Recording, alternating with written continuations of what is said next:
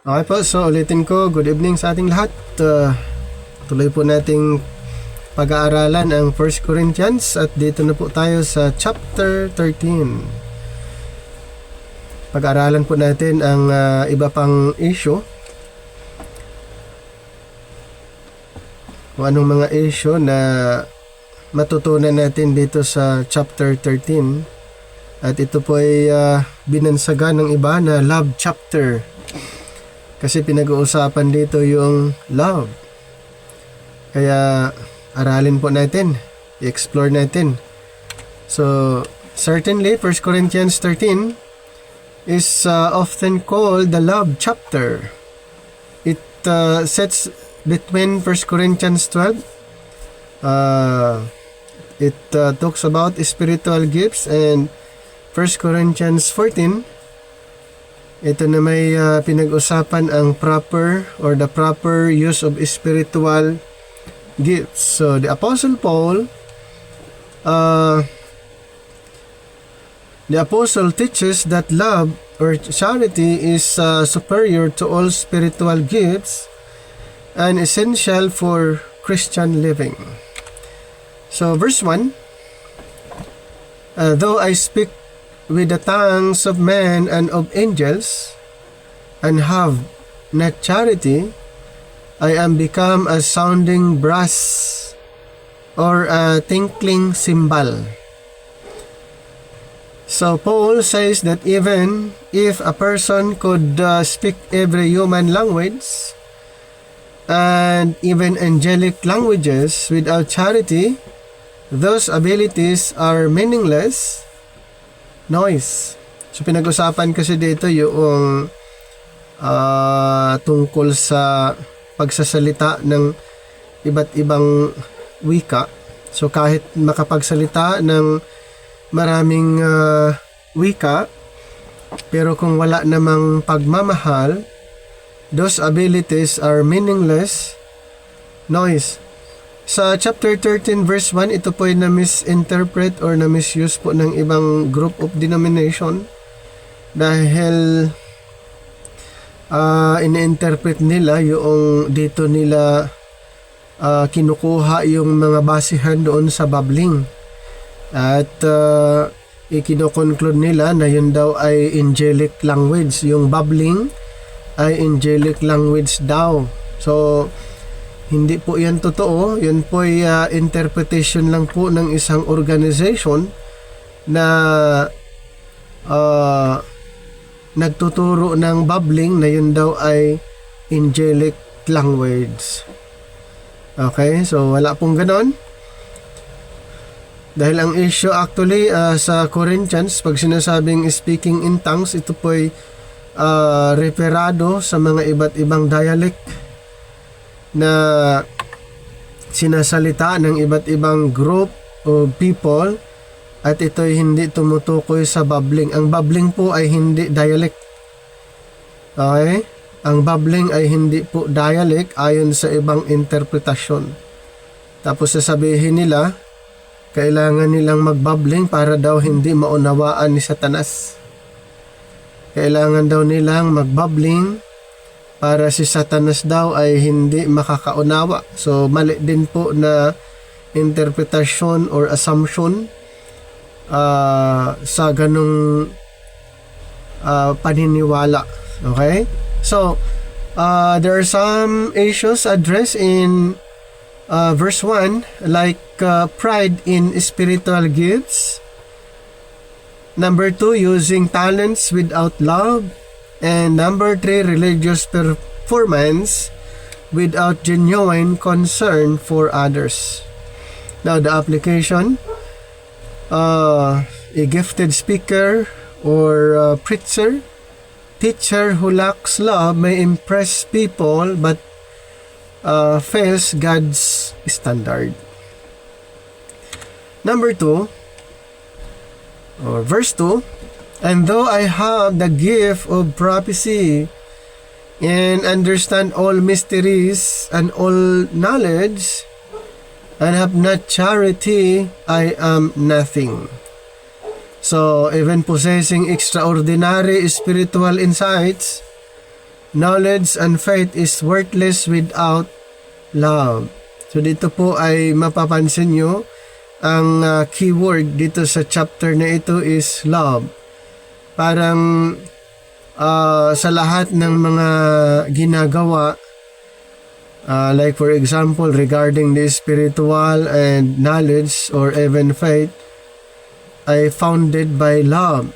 So kahit mayroong insight, knowledge, or faith without love, it is worthless. So some issues addressed in this verse, like intellectual pride. Kasi nga isa yan sa issue dito po sa chapter 13, yung pride. So intellectual pride and spiritual elitism and measuring spirituality by knowledge alone. So ano pong ginamit o ano yung tool na ginagamit to measure spirituality? Ito po ay knowledge na ginagamit.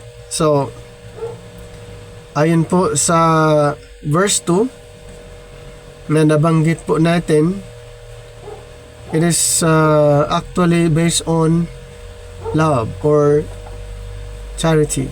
So in application, being right doctrinally does not excuse being unloving. So kahit mayroong doktrina, mayroong maganda yung doctrine pero wala yung love, parang baliwala.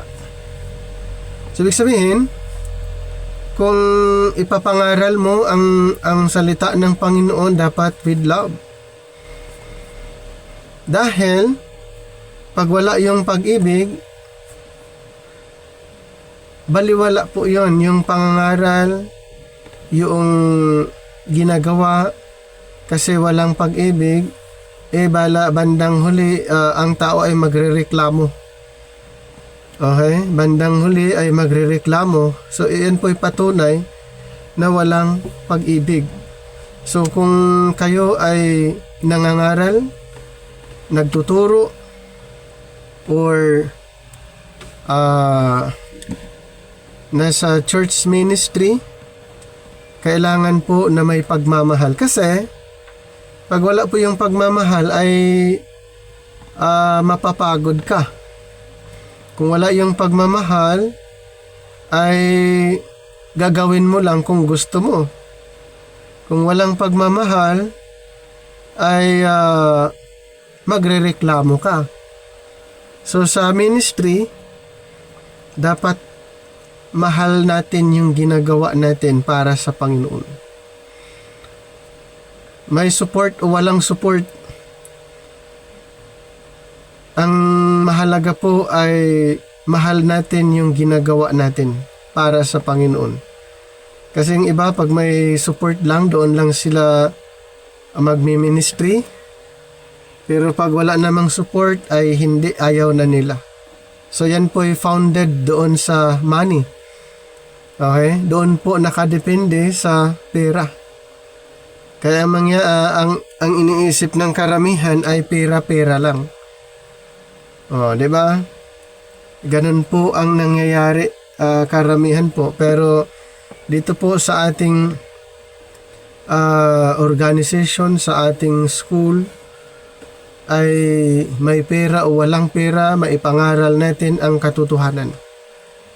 Yun po ang kailangan po. Maipangaral ang katotohanan. Hindi po nakadepende sa kung anumang material. Ito po ay nakadepende sa pag-ibig para sa Panginoon. So kung mahal mo yung ginagawa mo para sa Panginoon, mas ma-enjoy. Okay? Mas ma-enjoy po natin kung ginagawa natin ito out of love. Para sa Panginoon ang ginagawa, hindi para sa tao. Kahit may mga criticism, maka-encounter kayo ng mga criticism or mga accusation, wag nyo lang po yung pansinin, basta tuloy lang sa pangangaral, mai-share natin ang katotohanan. At alam po natin, si Satanas ay gagawa din ng paraan para ikaw ay ma-distract, ma-disturb doon sa iyong ministry. Pero yun po, ulitin ko, hindi yan hadlang, basta tuloy sa mission. Ano ba yung mission natin? Ephesians 3:9, and to make all men see what is the mystery. Yun po ang mission natin bilang ambassador. Okay, isa yan sa mission natin bilang ambassador.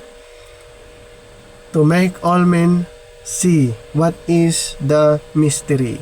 In verse number 3, and though I bestow all my goods to feed the poor, and have not charity, it profiteth me nothing. So, even sacrificial giving and martyrdom are not spiritually profitable if motivated by selfish reasons rather than love. So, mapansin niyo po dito, ay napakahalaga yung love. Kaya sa verse 3, anong sinabi sa verse 3? And though I bestow all my goods to feed the poor, and though I give my body to be burned, and I have not charity, it profiteth me nothing. So, nandun pa rin yung love. Di ba? Kahit sa pagbibigay, nandoon yung love. Now, there are three issues addressed in verse 3. Number 1, giving for recognition. Kasi meron pong gano'n na nagbibigay for recognition purposes. And then, number 2, self-righteousness. Mayroon ba yung pagmamahal? Wala. Self-righteousness. At isa pa, number 3, false motives in ministry. That was the issue during that time. Kaya Apostle Paul mentioned regarding this problem in verse related in verse number 3. Diba? So, ganun po kasi ang nagiging scenario. Nandoon yung nagbibigay for recognition, and then self-righteousness, at yun po ay hindi po siya maganda sa ministry, di ba?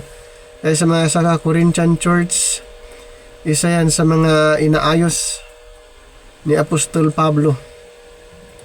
So God looks at the heart and not merely the action. So yung puso pa rin. Ayun yung puso pa rin. Kaya pala sa ministry, bilang part sa body of Christ, ang issue pa rin is the heart. Okay? Hindi ibig sabihin na yung action niya ay okay. Malay natin sa puso pala ay hindi maganda yung condition. Kaya ang napakahalaga sa ministry, lalo-lalo na dito sa na-mention natin sa Corinthians, is the heart, the desire, the motives. So in verse 4, charity suffereth long and is kind. Charity envieth not. Kaya sabi niya, envieth not, itself is not puffed up. Love is patient and kind. Or charity is patient and kind. It does not envy others' blessings or achievements. Isa yan sa mga inadresan o inaayos ni Apostol Pablo, yung pagiging impatience, jealousy, and competition among believers. Yun po yung common issue during that time. Kaya pala sabi, love is patient, kasi ang mga tao noon during his time ay impatience. It does not envy others' blessings or achievements pag sinabing love. So So, love rejoices when others succeed. So, walang competition. Ang ministry po ay hindi competition, ha? Hindi po competition ang ministry. Kaya enjoyin po kung anong ministry mayroon kayo. Enjoyin nyo lang po para sa Panginoon. At wag ikumpara sa iba. Yun po yung iniiwasan, yung comparison, kasi wala pong competition. Basta kung anong ministry mayroon kayo, enjoyin para sa Panginoon. At wag i-compare ang sarili or yung ministry sa ibang ministry. Ayan. Kasi ang tendency kung ikumpara mo doon, ikaw ay manghihina. Ikaw ay ma-discourage. So, ganun po ang magiging resulta. Basta kung anong ministry na ginagawa ngayon ay gagawin na may pagmamahal para sa Panginoon. At dapat walang compromise. Walang compromise. Hindi dapat mag-compromise. Ano ba? Verse 5. Does not behave itself unseemly, seeketh not her own, is not easily provoked, thinketh no evil. So love behaves properly and is not selfish. Ayan. So, ito yung mga issue kung bakit ito na-mention ni Apostol Pablo, kasi ito po yung mga issue na inaayos. Yung self-centeredness at saka rudeness and demanding one's own way. So, love considers the needs of others. So, yun po yung idea related dito sa verse 5. Love considers the needs of others. Kaya hindi pwede na self-centered. Kasi pag self-centered, paano mo maibahagi yung gospel or yung grace gospel? Ikaw lang nakakaalam. So, hindi naman pwedeng i-ministry yung sarili mo. Ang ministry dapat i-minister mo yung ibang tao na hindi nakakaalam doon sa ebanghelyo, na para din ay malaman nila, dahil ang mangyayari ay pang sarili lang, self-centered. Yun nga ang issue na inaayos ni Apostol Pablo, na kung maari ang mga believers ay hindi self-centered. Kaya love considers the needs of others. Number 6. Rejoices not in iniquity, but rejoices in the truth. Rejoices not kung may mga iniquity, so hindi ka naman mag-rejoice, but the truth. So love does not celebrate sin. Yan yung point ni Apostle Paul dito sa verse number 6. Rejoices not in iniquity, but rejoices in the truth. Love does not celebrate sin, but delights in God's truth. So wala po doon. Ito, yung love na sinasabi dito, ito po ay agape, ha? Kasi may mga iba't ibang klaseng love. Pero in chapter 13, the love here mentions referring to the divine love or unconditional love. So, hindi po ito tumutukoy sa phileo. Yung phileo is love. Ito po ay love between yung brethren. Yan, yun yung Phileo. Storgeo, ito po ay love between parents to children. And then, Eros, love between the opposite sex. Babae, lalaki. Mayroon ding tinatawag pragma. At ito'y some defines as husband and wife. Pero may mga ibang definition. Anyway, in chapter 13, ito po ay tumutukoy sa agape. Divine love or unconditional love. Kaya, love does not celebrate sin, but delights in God's truth. Now, here's some issues addressed by Paul in verse 6 regarding dito po sa nangyari, kung bakit niya sinabi ito, dahil mayroong na-tolerate, kumbaga tolerating wrongdoing, and then enjoying others' failures and compromising truth in the name of love. Kaya, isa yan sa mga inaayos ni Apostol Pablo, kasi sa mga taga-Korinto, iba na po ang kanilang motive.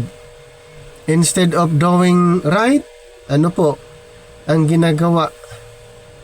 They were tolerating wrongdoing, and then isa pa, they were enjoying others' failures, and they were compromising truth in the name of love. So, inaayos. Kung ganun po ang naging scenario, isang believer, pero ang nangyari ay mayroong or hinahayaan yung mali, and then pag may mali ay ini-enjoy, pag nagkamali yung iba ay sila'y naging masaya, and then kinokompromise yung katotohanan.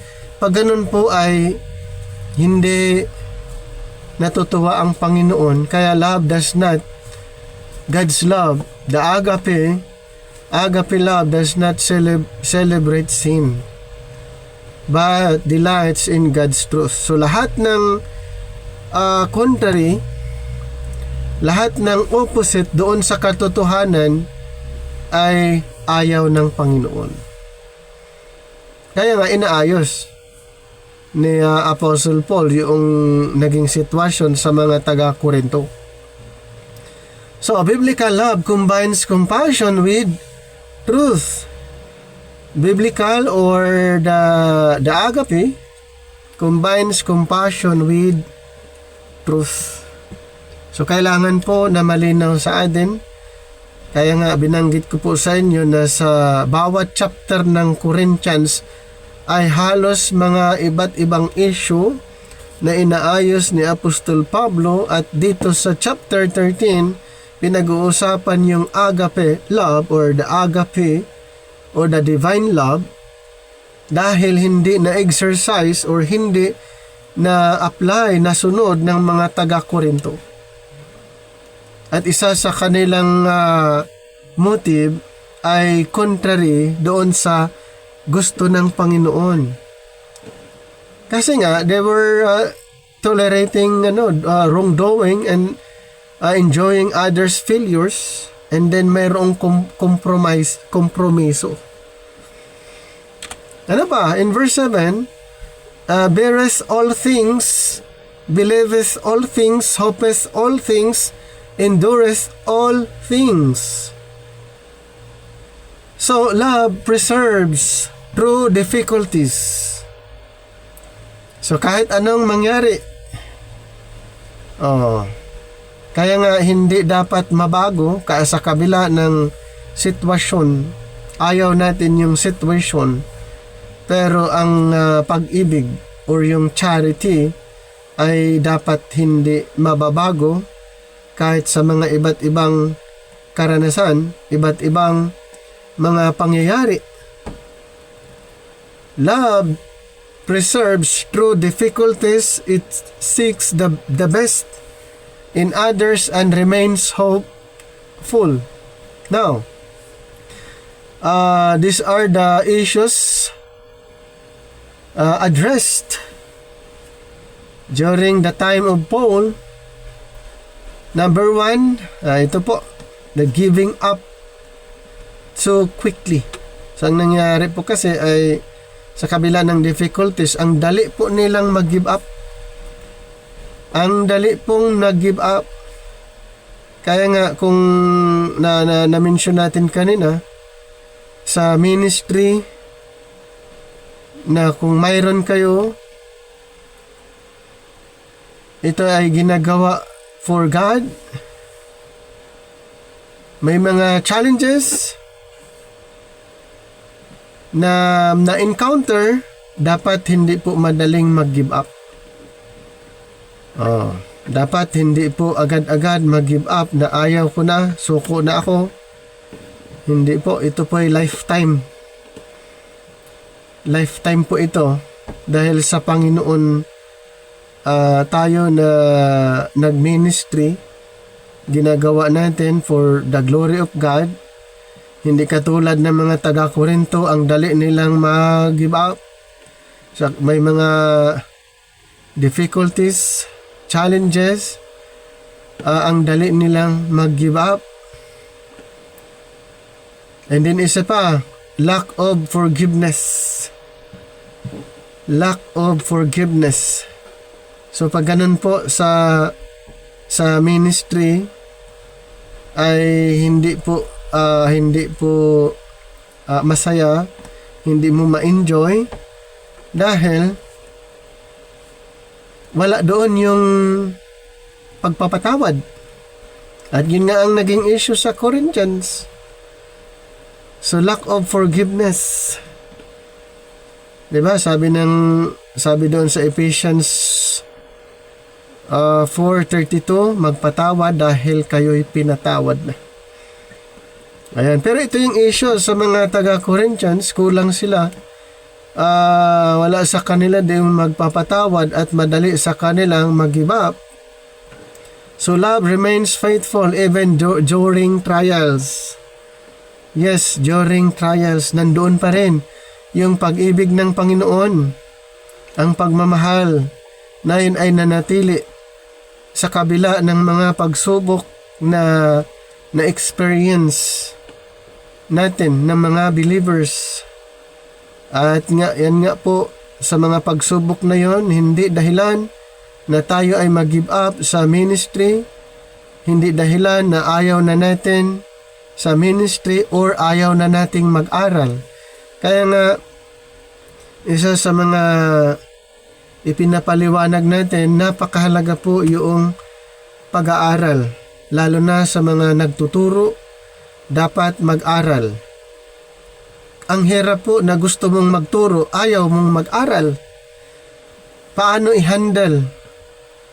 No idea paano ma-handle yung mga trials or mga pagsubok. Mag-isa mo lang, wala kang kasama. At least ganito na mayroong pag-aaral, pwede mong sabihin at may mga suggestion or may mga aral na pwedeng matutunan. Kaya nga dito sa mga taga-Corinthians, since na sila ay ma-pride, ang hirap nilang turuan. Mayroon silang character na ma-pride, magaling, self-centered, at madali silang mag-give up, at lack of forgiveness. So love remains faithful even during trials. So ang tindi ng talagang pag-aayos ni Apostol Pablo sa mga taga-Korinto. Ang tindi po yung kanyang, kumbaga, yung pag-aayos niya sa kabila ng ganito pong sitwasyon. Verse 8.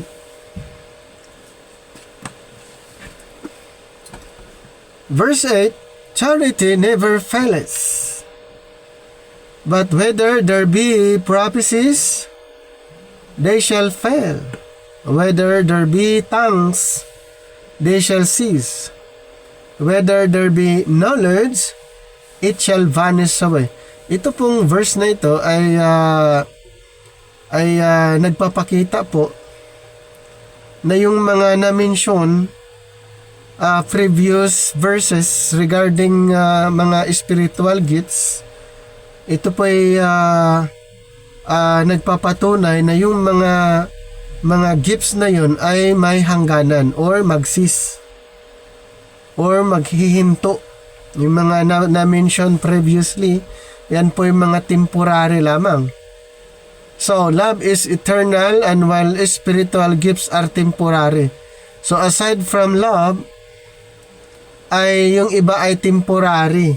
Okay? Yung mga spiritual gifts. Kaya nga, yung na-mention natin sa ating pag-aaral, sa chapter 12, ang daming mga gifts na na-mention doon.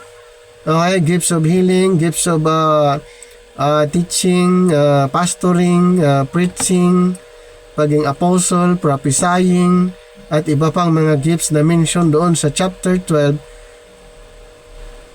Ayon dito sa chapter 13, verse 8, yun pong mga spiritual gifts na na-mention ay temporary. Ibig sabihin ba dahil temporary ay nagsis? Yes. Pwede ba bang i-claim ngayon na mayroon pa yung mga gifts na mention doon sa chapter 12? Wala na. Kasi nga, sinabi nga na nagsis.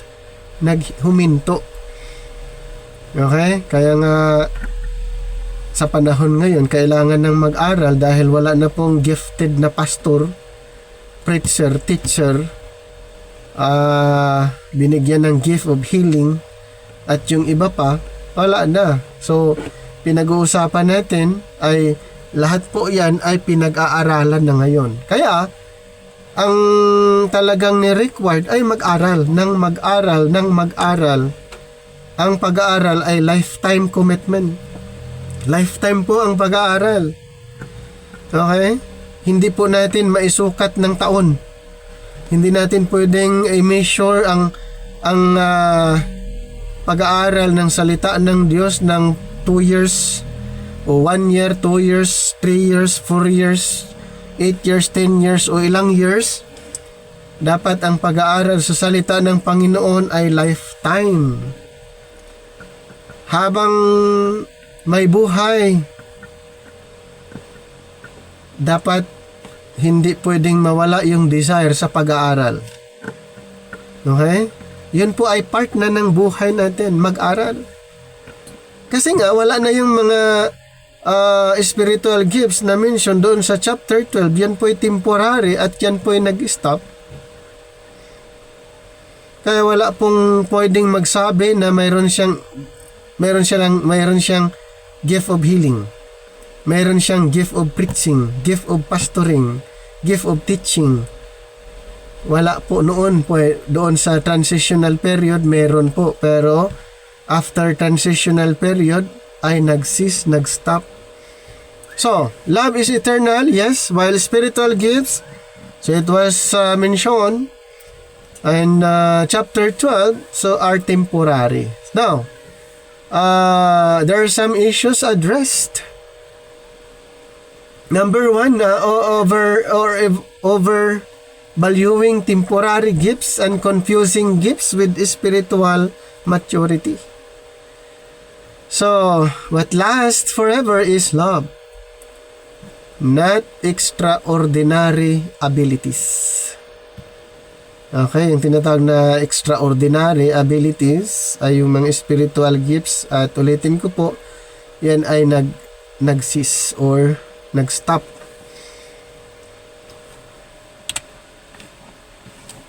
Verses 9 to 10. But when that which is perfect is come, then that which is in part shall be done away.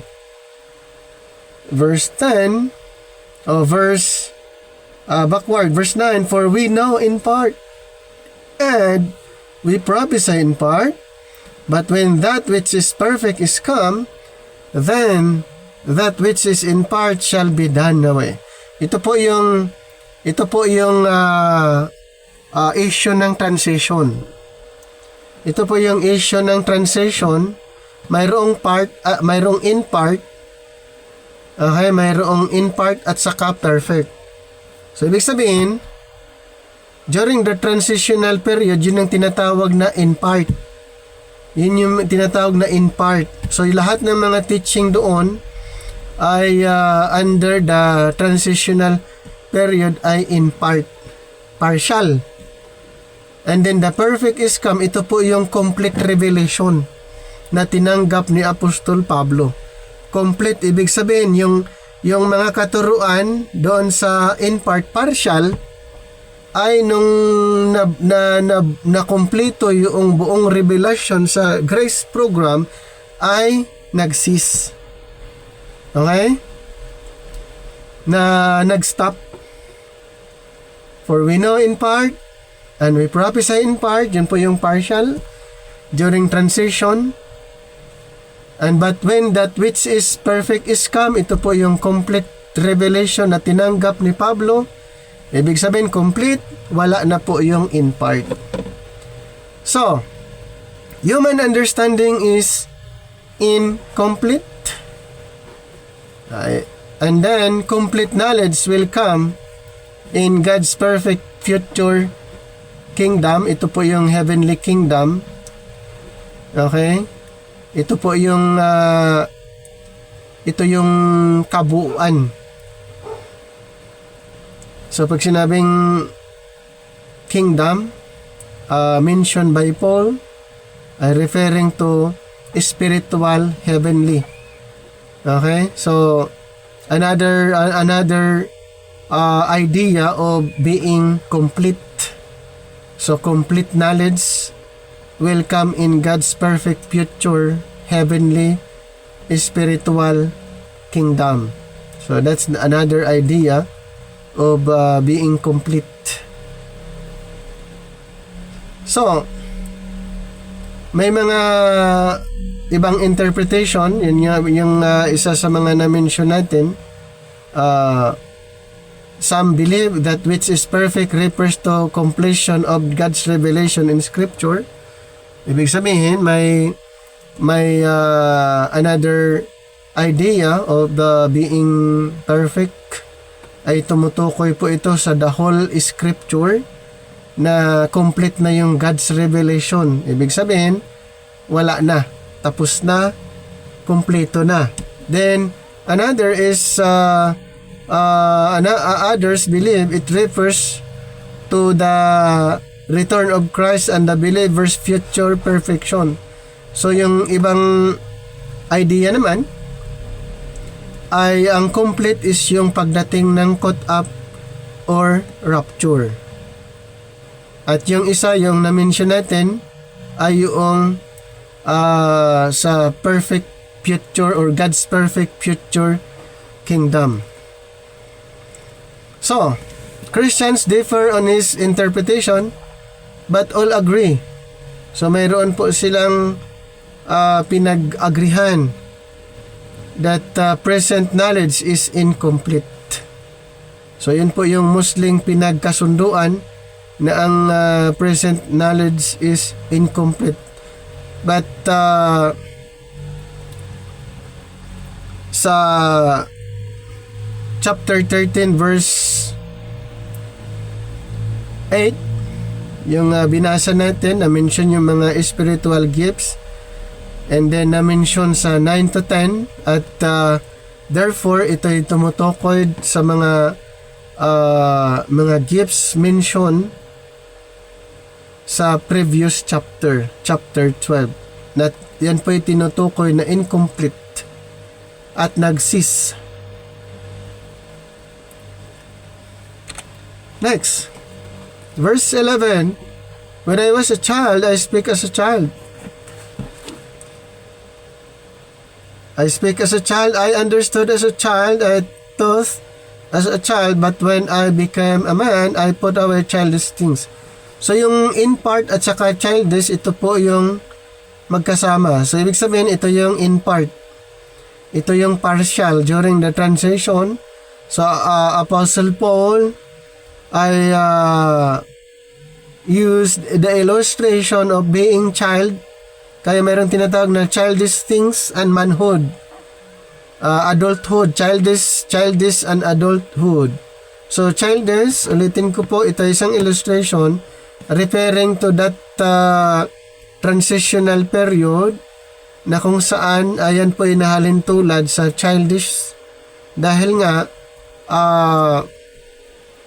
yung mga spiritual gifts na mention ay nag-cease nung dumating ang completion or yung perfect, yung maturity. So the adulthood. Kaya sa verse 11, but when I become a man, I put away childish things. So ito po yung sa adulthood or yung dumating yung complete, perfect. Ayan. So, some issues addressed during that time. So, mayroong tinatawag na immaturity and then self-centered attitudes and spiritual stagnation. Kaya believers should grow in wisdom and love. Sa verse 12 tayo. Proceed tayo sa verse 12. For now we see through a glass darkly, but then face to face. Now I know in part, but then shall I know, even as I am known. So our present understanding of God is limited. One day, believers will know Him more fully. So here, some issues addressed regarding the dogmatic arrogance and then the prostrations with unanswered questions. So remain humble because our knowledge is partial. Verse 13. And now abideth faith, hope, charity. These three, but the greatest of these is charity. Faith, hope, and charity are foundational Christian virtues. So, but charity is the greatest because it reflects God's character and continues forever. So, kaya yung ibang mga na-mention na mga spiritual gifts ay nag-cease maliban dito sa ang issue nag-remain forever. It's referring to the charity. Now, here's some issues addressed regarding the misplaced priorities and then focusing on gifts over character. So, the greatest evidence of spiritual maturity is not giftedness. So, hindi giftedness, knowledge, or possession. It is charity or love. So,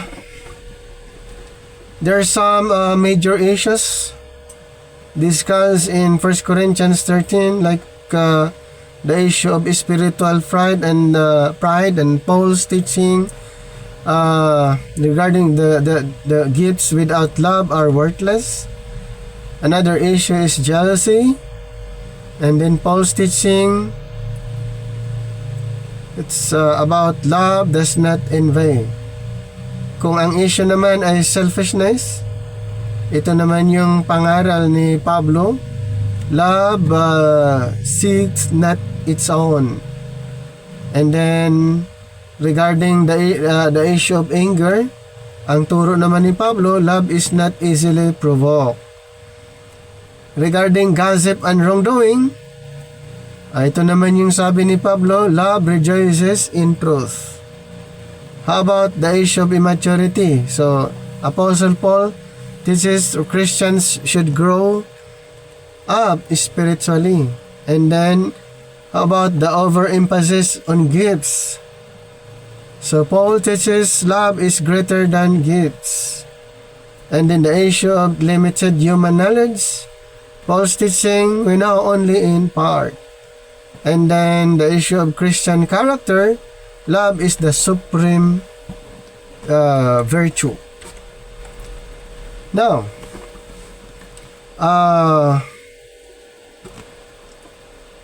ito naman ang key lesson of 1 Corinthians 13. Paul teaches that love is the true, or the charity is the true measure of spirituality. So a believer may possess knowledge, faith, gifts, influence, wealth, or ministry, success, but without biblical charity or the self-giving love, those things have no lasting value before God. So the chapter calls Christians to demonstrate the kind of love that reflects the character of God in every relationship and ministry. So yun po yung chapter 13 sa 1 Corinthians.